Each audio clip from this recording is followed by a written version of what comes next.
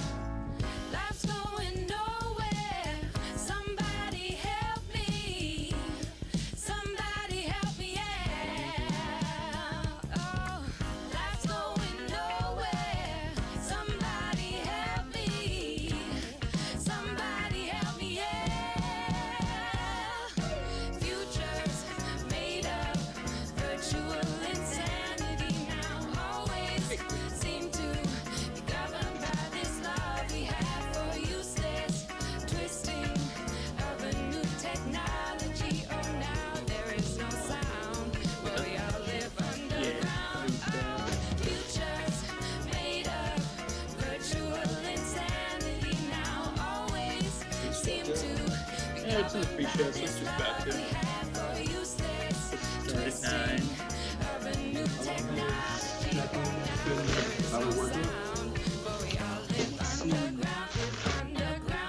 A month? It feels longer than it is, I think. Yeah. You know? It's one of those things. I mean, did she chose. Like, yeah. Well, right. Yeah. Did she approach unemployment at all? No, because she really didn't need it. Like, because she also knew she wasn't going to be out for that long. And because I was able to. I mean, I think she was also kind of just playing it by ear in general. And she's starting again tomorrow. Yeah, I think she might have gone back down to part-time. I don't really remember. She was full-time, yeah. Really? Yeah. Yeah, I mean, because they're pretty much living it out. Mm-hmm. I think she just didn't really look into it at all. Don't need money. And that's been my take in the past on that. It's just like, I mean, I know it's there for a reason, and that I shouldn't feel any shame about using it, but like, I've always resisted using it because like, there's someone who needs it more.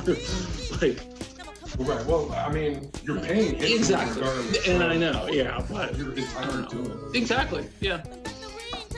It just always felt good when I knew I could take it with, you know, when I knew I could get by without it. I just always resisted. Not from a pride point of view at all. That really had nothing to do with it. Oh, I didn't think about that. That's what it is for most people, and I think that's bullshit, especially when you have a family. That should never factor into the equation. Feed your kids, you know. If you're struggling, period. Yeah. Yeah. Mm-hmm. Yeah. That's just ridiculous. Plenty of times growing up, we were on welfare and different things, so like I'm no stranger to it. It's there.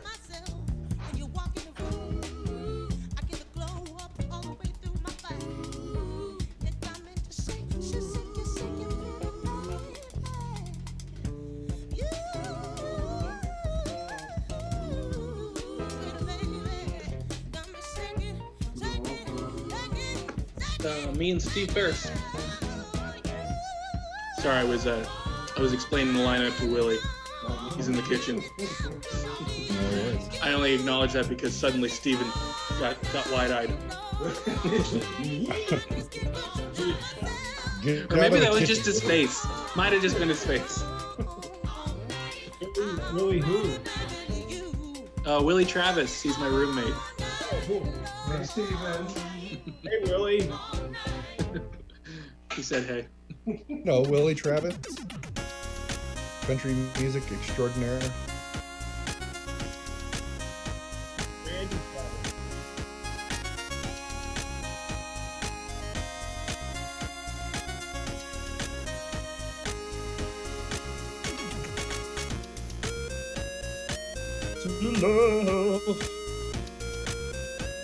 This mix is making me very nostalgic for actually being in Stab. I miss it pretty hardcore right now. That's weird.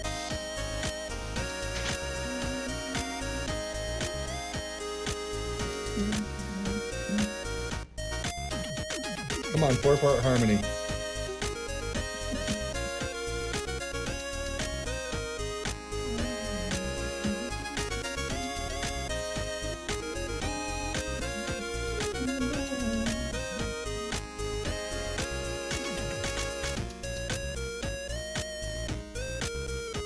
For so long. You should have to say it.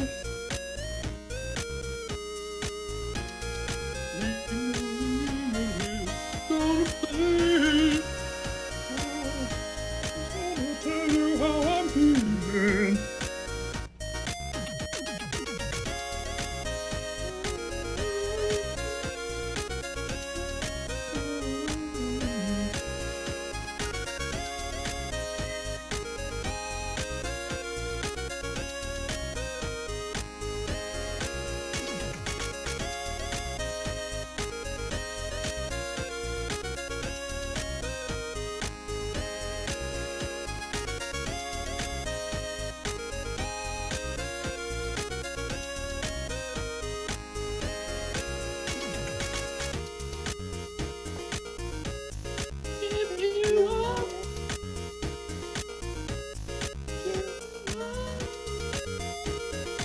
Never gonna guess.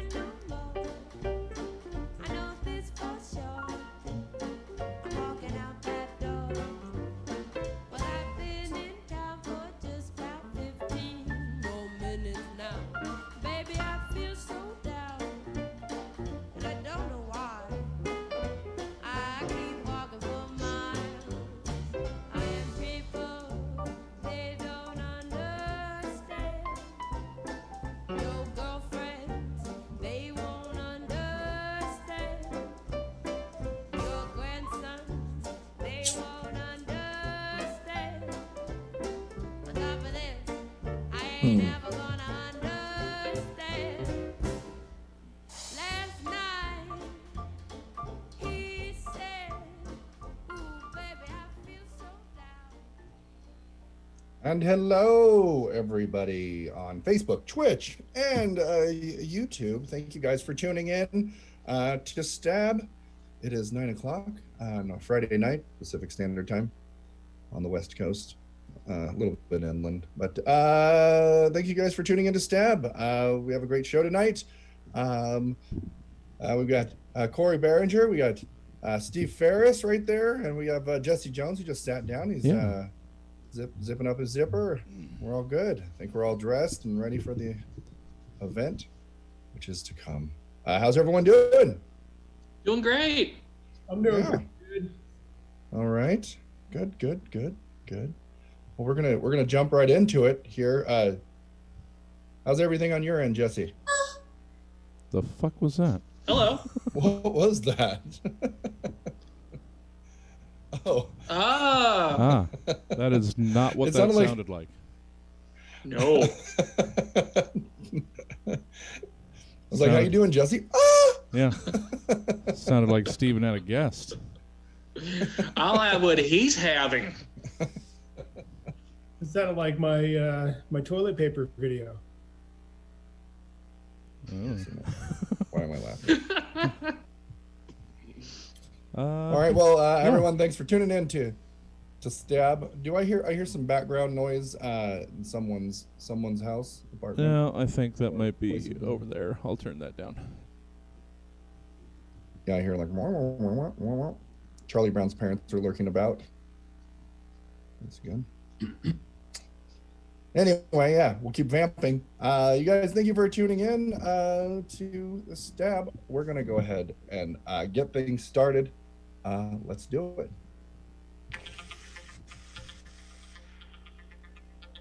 Roughly 24 to 92 hours ago, Stab's team of comedy scientists commissioned 4 specific humorists to give various potentially comedic takes on several random topics, which they'll now perform for the first and likely last time in front of a live studio audience in a show sort of. called... Oh my God! Welcome to Stab, everyone. I could hear your claps, your jeers, everything. Thank you guys for coming and watching Stab. We're located. It doesn't even matter, but where we at 1710 Broadway. It's wasteland out there. I don't recommend going outside. Just stay home, watch the show here. We're here every Friday. This specific show every Friday, 9 o'clock. So tune into us. But also Stab is doing a ton of other programming as well. So tune into that. Let's meet our contestants. Right there, we got Cory Barringer. Cory Barringer. Hey, everybody. Hello. Hello. Steve Ferris. And blow your horn, Steve. If any time where. Okay. Very good. And Not as Jesse sexy Jones. as the first time. Not nearly. That's No. very sexy. Jesse Jones. I'm your host, John Morris Ross IV. Welcome to Stab. It's fading out. Oh, very nice. Very nice. That felt real good. Hey, everyone. Hey. John. How's it going? So I'm not looking at the screen. Who's sitting closest next to me, Jesse? That would be Cory. Mm-hmm. Oh, I knew it. I could feel it. I felt it. Cory, what have you been up to? What's going on? I've been reading a bunch of Stephen King books and watching Frankenstein movies and playing my Switch Game Boy. Okay. It's fun. It's fun. It's fun in quarantine. Just living living my 90s. best life. Very good. Very good. I am doing none of that. I just masturbate a lot. That's okay though. Stephen King books. Stephen, what have you been wanting to do in quarantine? What have I been wanting to do? Yeah, what do you want to do in quarantine? That's what I was getting at. I was stealing your line. That I You can't. got that. Things that I want to do that I haven't done. Yeah. Yes, that question. You're talking to Steven like the question was clear in the first place. Yeah, I dummy. got it. He's using Steven's brand against him. Right. Finally. You Hey, look What like do a you want to do, Steven? I don't know. I Steve Now just you know dies. how the audience feels. You look like a military dad, Steve. That green. I tried to go to Home Depot one day and the line was really long, so I gave up. And then, Yeah. I don't know. It'd be nice to get out and see you guys and Yeah, that would be nice. and I agree. Well, way to make it sincere. yeah. We appreciate it. Thanks for coming, Steve. Jesse Jones, are you a grandpa yet? Are your questions going to make less and less sense as the show goes along? Yeah, it's a comedy show. That's just trying some comedy. I don't know. That's not how comedy works, though. I don't. Have you been away so I don't know. long that you don't? Just non don't know. sequiturs. Yeah, different brands, I guess. Well, hey Jesse, how Hey. are you? Oh, I understood that collection of words. I'm all right. All right. Well, good. I'm glad. Thank you for being here.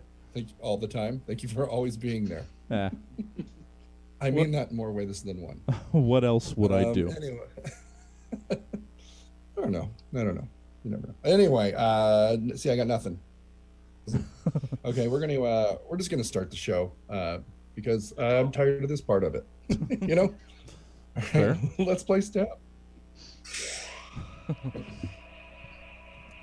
I mean, now I'm trying to noodle through. Am I a grandpa? I don't understand. You know, just misleading the audience that maybe you have a secret son or daughter. I mean, that, if anything, the question would be, "Are you a grandfather yet?" And I don't. Well, no, that would just be mean. No. Well, All right. All right. See, I mean, if that's your brand of humor, mean. I'll prefer absurd here. All right. We should start the show. Yeah. I think. couldn't hurt. This first segment's called Reorganization, where I get to admit how shitty I was yesterday. Please take the following acronym, reimagine. What does it now stand for? Who or what does it represent? In recognition that you all have it, in recognition that you all haven't been given the standard minimum 24 hours to prepare and write for these prompts. You received the prompts today a little bit after noon. Today's acronym is LATE. LATE. We'll start with you, Cory Barringer. What does LATE mean to you? So we at the network feel it's time for some bold and fresh new ideas in our fall lineup. Something to really challenge our viewers and make them go, wow, can they do that? And the answer is, you bet your frickin' A we can. Of course, the best way to challenge an audience is to give them precisely what they ask for. So we're gonna reboot a beloved franchise. Our target demo for this project grew up with the Saturday morning classic League of Adequate Teens, the epic saga of superpowered pubescents that only ever accomplished the bare minimum of crime fighting that was expected of them before uttering their signature catchphrase, okay, can we go now? Now, far be it from us to tamper with perfection, but we all put on our thinking caps and imagine, what if they were more than adequate? What started as a tiny seed of a brilliant idea sprouted into this network's newest money tree we like to call League of Adequate Teens Extreme. They're just as sufficient as the original team, but this time they have, you guessed it, rollerblades.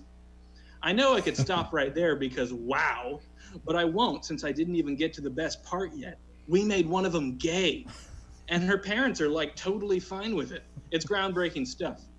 Hello, GLAD Award? Yeah, make it out to this show, please. And if that's not enough, we have white male feminist Joss Whedon attached to direct. Frankly, this show sells itself.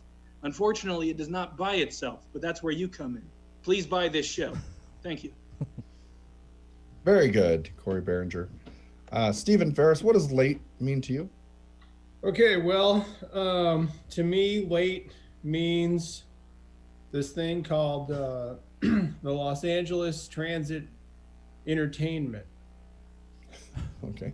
All right. And basically, it's like an entertainment company that provides entertainment for people who are riding any type of public transit in Los Angeles, you know, be it buses or light rail trains or like, what are the ones they have down there? I think there's a Metro, I think is Chicago, but they have some other ones. Well, we got Metro in LA, yeah. Yeah, they have some other ones in LA. So these would just be like entertainers that would go on there, and they'd have some different slogans. Like the idea is like they don't want people to, you know, because you know these things aren't always on time, like the prompts, and so they want to like appease the riders by distracting them with entertainment. So it's like you're late, but you know you got to see or hear something. So you could have a slogan like have a good time, even if you're not on time. It's just like one slogan that I came up with. And, you'd have pretty much everything on here. Singers, dancers, comedians. On the trains, the wine train, like mystery things. The murder mysteries are really big, so you could have that. Just on a light rail train, you could have a murder mystery. And just like plays, Shakespeare maybe, stand-up comedy, improv, wrestling, live podcast recordings. Sure. And, the whole thing, it would just be to reduce or improve the customer experience and probably reduce crime too. Because, like, how are you going to, I guess if there was like a murder mystery, maybe somebody might like actually murder somebody because they think that people aren't paying attention to the real murder. But I think it would reduce crime. So. All right, Steve. Thanks a lot. The Los Angeles Transit Entertainment. Yeah. Very good. Yeah. Jesse Jones, what does late mean to you? What up, bros? Welcome back to the Shart Napkins YouTube channel. Before we get to fucking shit up, how about you nut tap the like and subscribe buttons like some unsuspecting fucker-upper, then we can get to getting some shit fucked. I don't know, I wrote it. It's your boy Dizzle Taint, and that shaggy cunt over there is Chief McQueef. And it's time for the Shart Napkins to clue you jizz stains into another hella fun annoyance campaign we just launched that even a ball scratcher like you popped cum bubbles can join in. You ever see those hiking dorks and their fucking walking sticks and non-purposefully pain-based camaraderie and shit? Boo. Well, they're all about making sure they're taking care of nature and shit and don't fuck up the environment for whatever. Well, Shart Napkin Nation, we think it's time we say late to leave no trace and start leaving a trace everywhere. Bah, bah, bah. So, go for a walk and litter the fuck out of some shit. Get some Sharpies and draw dicks on like every tree you see. Jerk off on an owl. Whatever, bro. Just make sure the fucking world knows you were there and that it knows who the boss is of it. Humanity. Rub your ball sack on a sea turtle. Stuff a bunch of pine cones in a plastic bag, then throw that bag at a wolf. Send your dirty undies floating down some bullshit stream.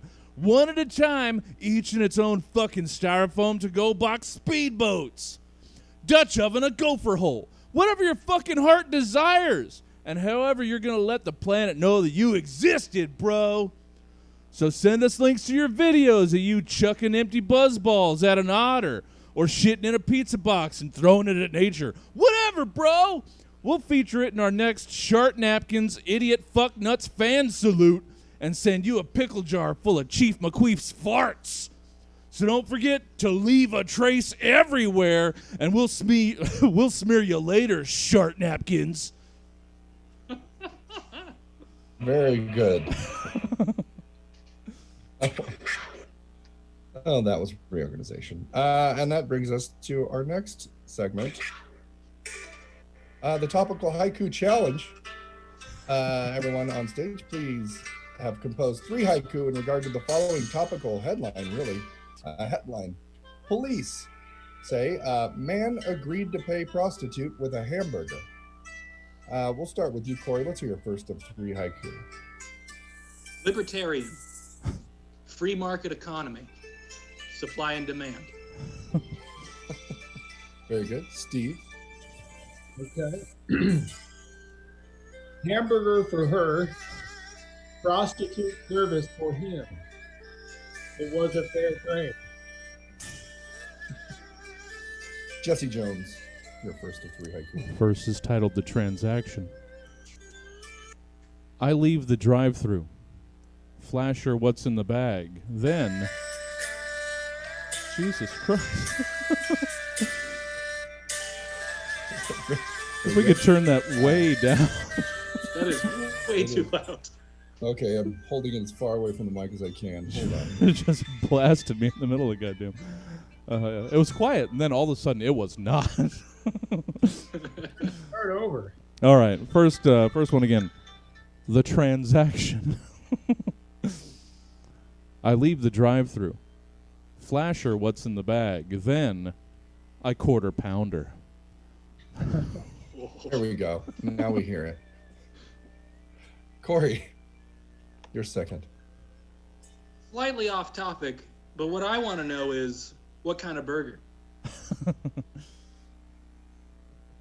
Very good. Stephen Ferris. Yo, I just got my dick sucked for $1, yo. Dollar menu, ho. Very good. Jesse, you're second of three. Second one's titled Happy Meal. Shows me her play place. I take my shoes off and slide into her ball pit. All right. Cory, you're third of three. We talking Wendy's? Because fresh never frozen is kind of my kink. Steve Ferris. I love having sex. I love eating hamburgers. But I hate money. Very good. Jesse Jones. Last one's titled Burglarized. We chuckle when I ask her to robble robble. My nobble nobble. All right. And that was the topical haiku challenge. It was way too loud for the music. All right. That brings us to our third segment of the evening called This Was Today Once. Cory, on this date, 1541, Hernando de Soto stops near the present-day Walls, Mississippi, as he sees the Mississippi River, then known by the Spanish as Rio de Espiritu Santo, the name given to it by Alonso Alvarez de Pineda in 1519. Also on this very date, 1980, the World Health Organization confirms the eradication of smallpox. How'd you choose to celebrate these two events all mixed up? Hope you're ready for some rebellion, John, because I didn't celebrate shit. And why should I? Oh, because Hernando saw a river? Wow, John, pretty cool. Psych, it's not. I see a river every day because I happen to live near one. Sorry to brag, but I am river wealthy and unashamed. I did, however, get so worked up over this Hernando nonsense that I eradicated a 6-pack of Angry Orchard ciders. So that was kind of on topic, not to mention totally badass. Unfortunately, ever since an undetermined alcohol allergy developed in my early 20s, I broke out in some blotchy red marks all over my face and my neck and my arms, so it was sort of like smallpox. But let's be clear about this. I do not blame myself or the Angry Orchard Cider Company. I blame Hernando. Thank you. Very good, Cory. Very good. Thank you very much. Steve Ferris, on this date, 1842, a train derails and catches fire in Paris, killing between 52 and 200 people.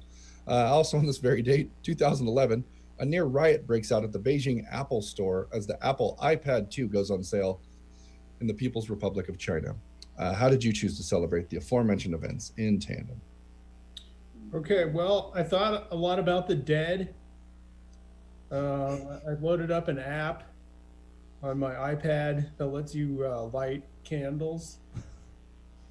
So I did between 52 and 200 candles on the app. It was a little bit easier to do on the iPad than on a phone because it's got a bigger screen, so you can fit more candles. Right. And I don't know, man. It's like trains. I like trains a lot. Like trains are cool and stuff, but it's like, you know, it's still dangerous today, and it was dangerous back then. It's like, is it worth it, you know, to ride the train just to get somewhere slightly faster? Like, but you know, the more I thought about it, it's like maybe it was, you know, it was maybe they,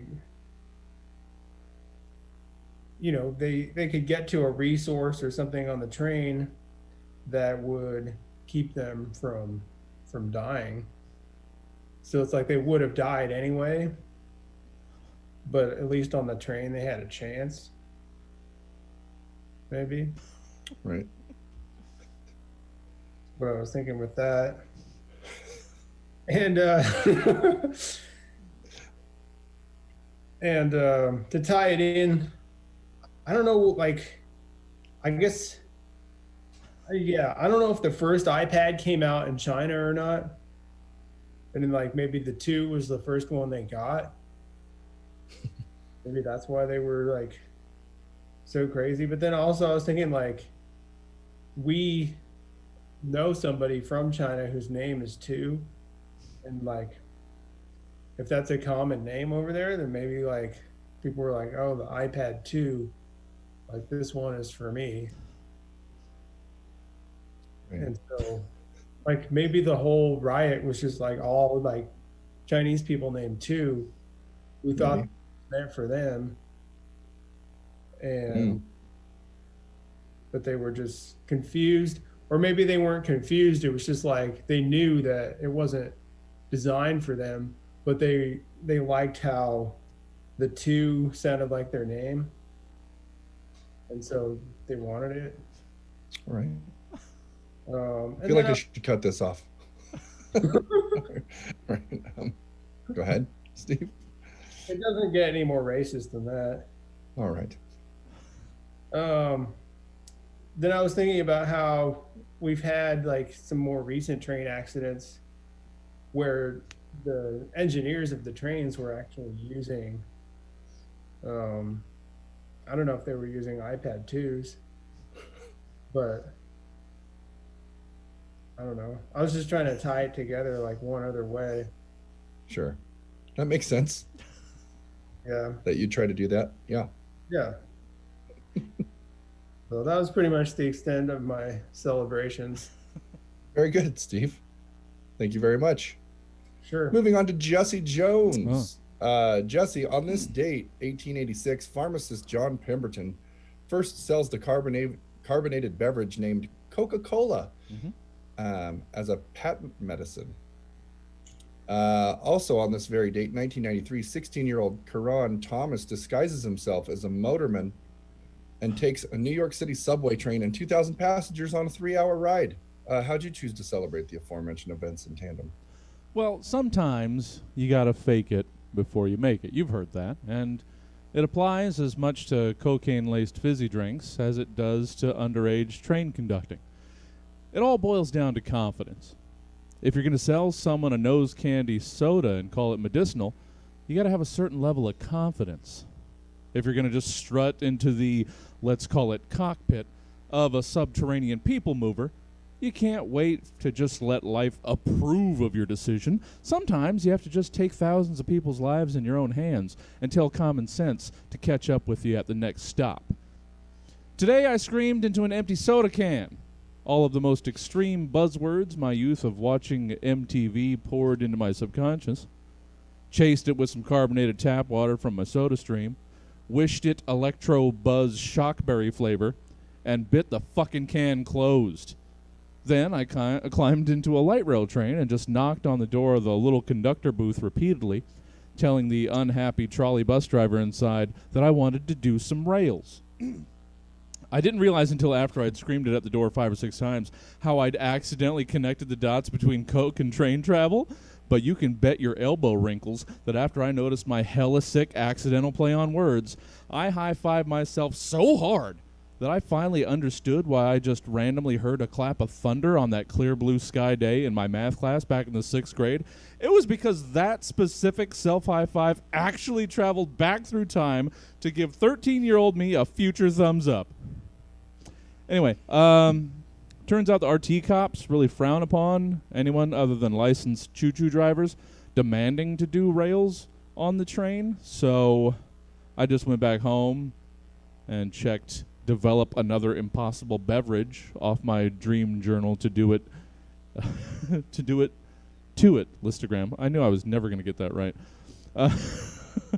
And decided riding the rails is for drug jerk losers. Just say no. Freeze frame guitar riff, you just got PSA'd. Very good. This was Today Once. All right, that brings us to our fourth segment called Board Gamer. It's the first time we're doing this one. Yeah. Really, it's just a repurposed prompt from before. Well. Please tell us what this board game is, who it's for, and how it's played. Cory, the name of your board game is called Goose Handles. Goose Handles. What's Goose Handles? Okay, so I'll explain this through the new game's jingle. Okay. What's the coolest thing since socks and sandals? Goose handles. What you gonna wish when you're blowing out your candles? Goose handles. It's a board game you won't understand until you try it. It doesn't bear explaining, so just beg your folks to buy it. What's a better game than Monopoly or Scrabble? Goose handles. I know that didn't rhyme, but let's not make it a scandal. Goose handles. It's the latest craze that you're gonna wanna conquer. All you need's a goose and you grab 'em by the hunker. So run and tell your parents it's the game you demandles. Goose handles. Goose sold separately. Very good, Cory Barringer. Goose Handles. Good job. Stephen Ferris, the name of your board game is called Chew the House. Chew the House. What is it? Well, originally it was going to be a game where teething children could chew on scale models of houses to keep them from chewing on real houses. But I changed it at the last minute.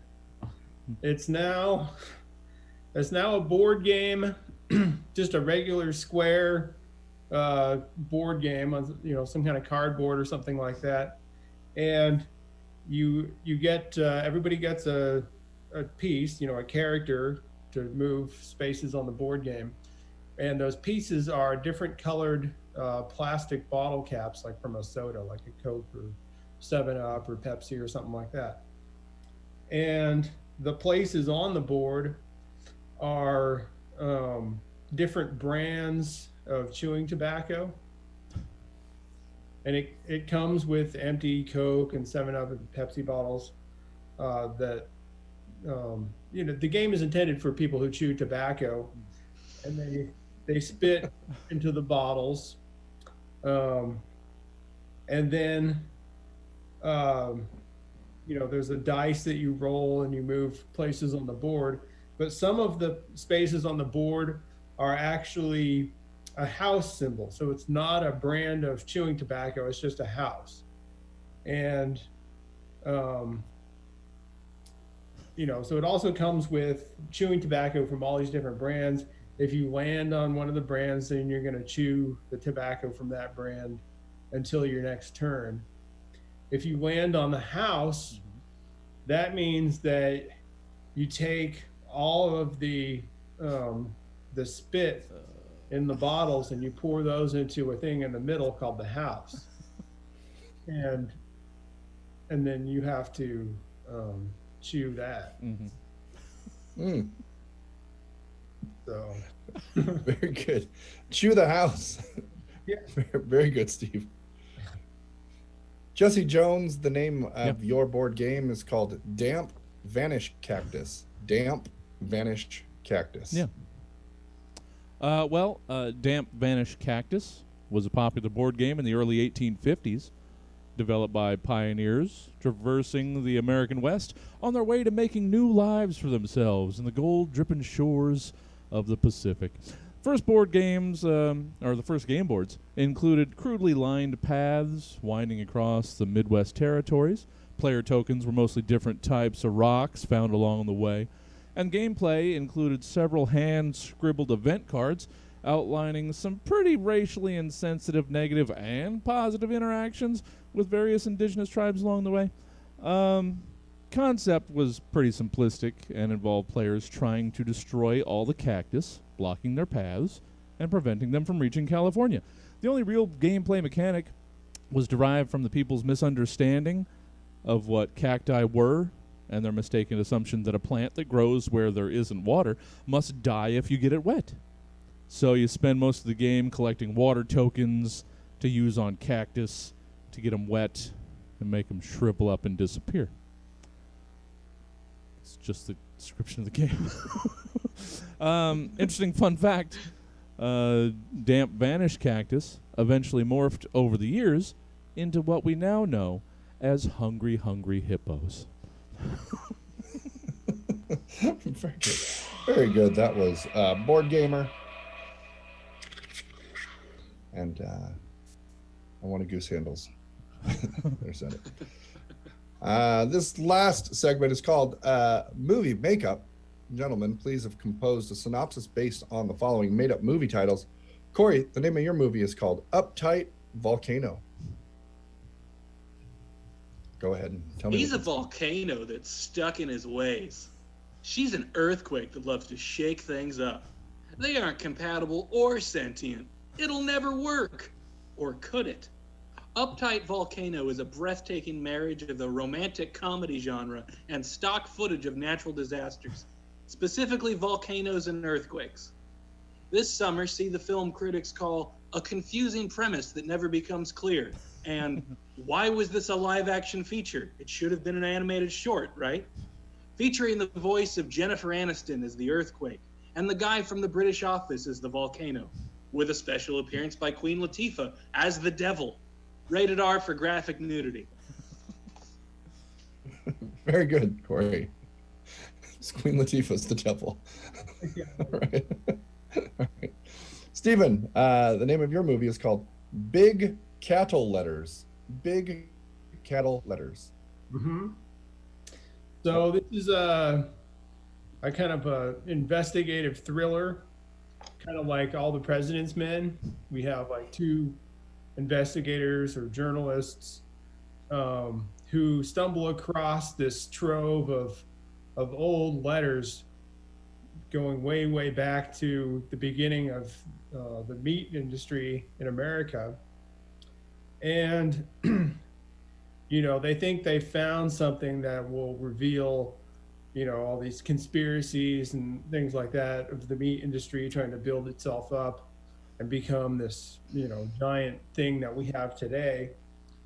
But what they find is that even though a lot of these letters are from, you know, big shots in the meat industry to politicians and lobbyists and things like that, that the content of the letters is actually romantic in nature. And so then they're kind of thrown off. They're like, what? You know, what's going on with these romantic relationships between these people? And but then eventually what they find out is that the romantic letters were actually coded and actually are business related, even though they read as romantic at first glance. Well, very good, Stephen. I can't wait to see it. Very, very good. So many layers there. Yeah, kind of want to hear one. All right. I know, but I didn't have time to write one. It would have been fun. No worries. All right. I know. You had push-ups to do. I don't know if you do push-ups. Your shoulders say Look, so. it Jesse clearly does push-ups. Yeah, clearly. Well, I didn't do He's in any. the military. He was busy Jesse Jones. just The name of your movie is making and called remaking his Eight. bed.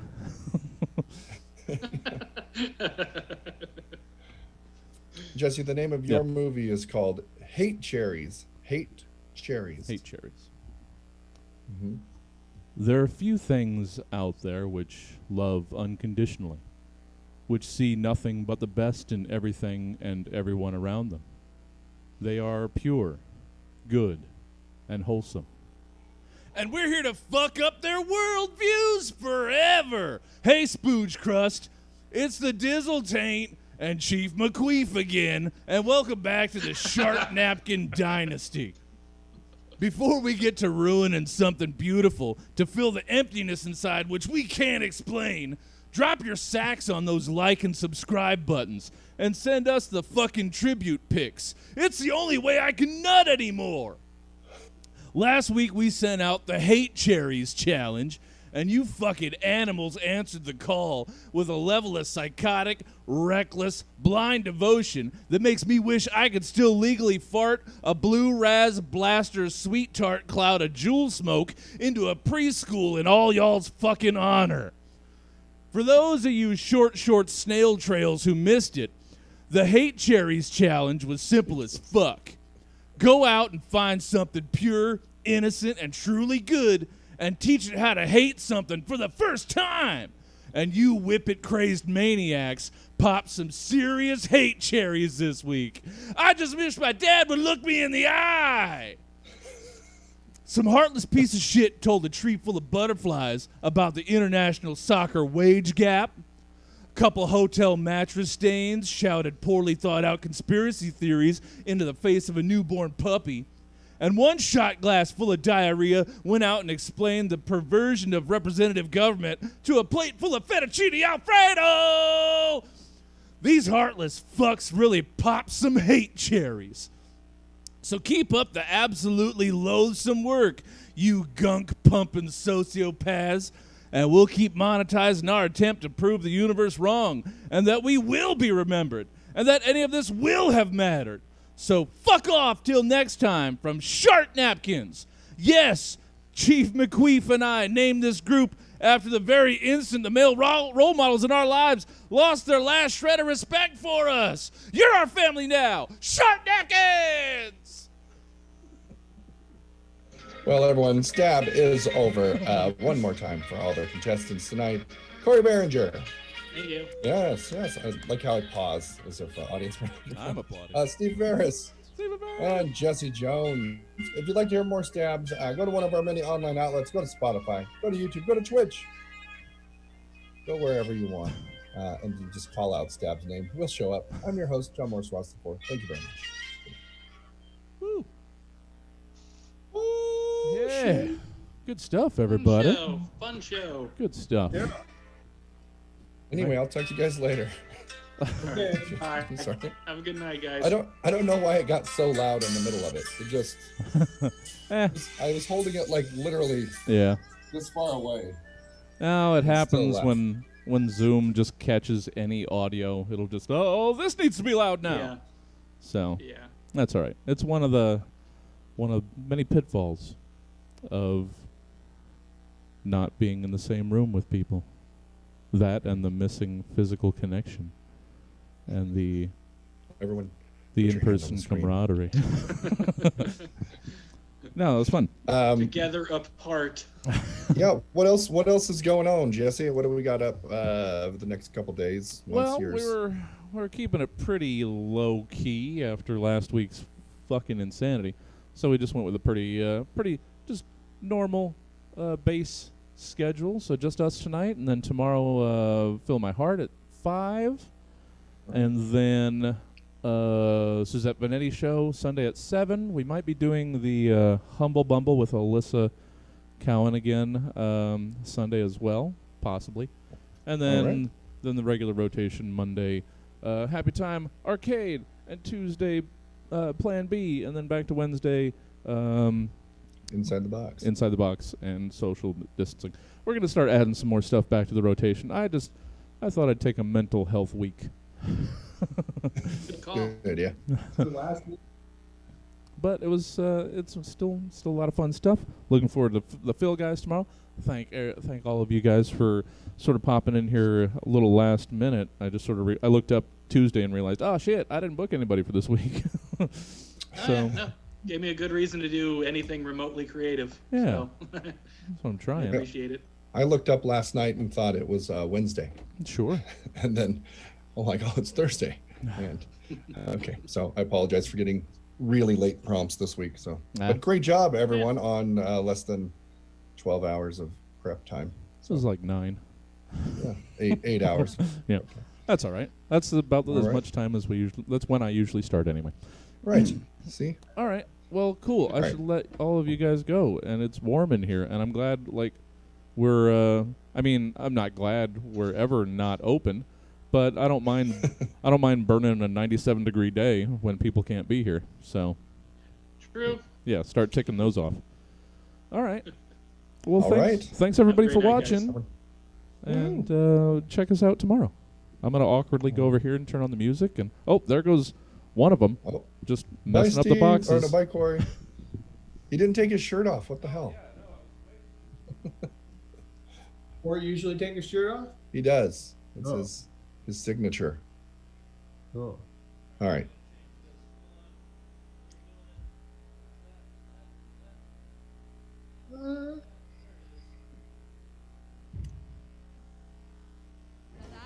And there it is.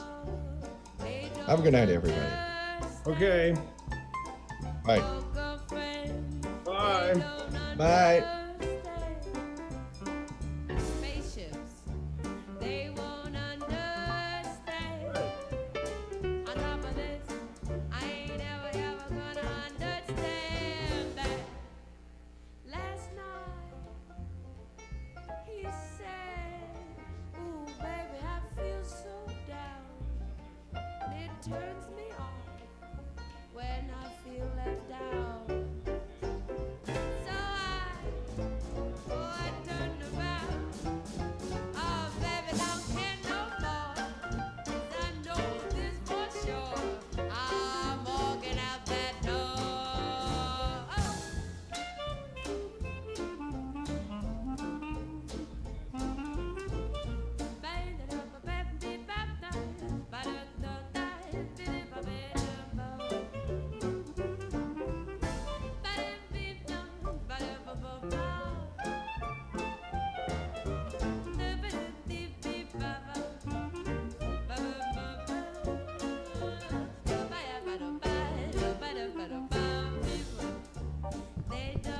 Sorry, guys. I'm trying to raid you over to the Campbell Puns guys.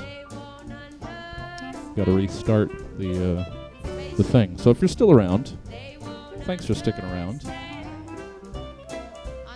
There's still a couple of you. Let's see if we see if I can move you over in time. And thanks, Staccato CD. Thanks for the follow. Thanks, David, for subscribing. Appreciate it. All right, let's see if it'll let me raid you. There it is. I don't know if they're done, but go get them. Go enjoy the end of their show.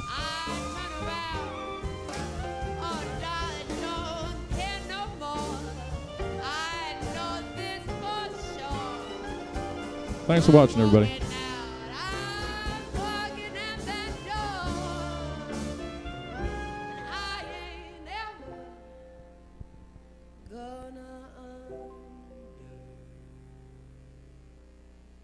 Stay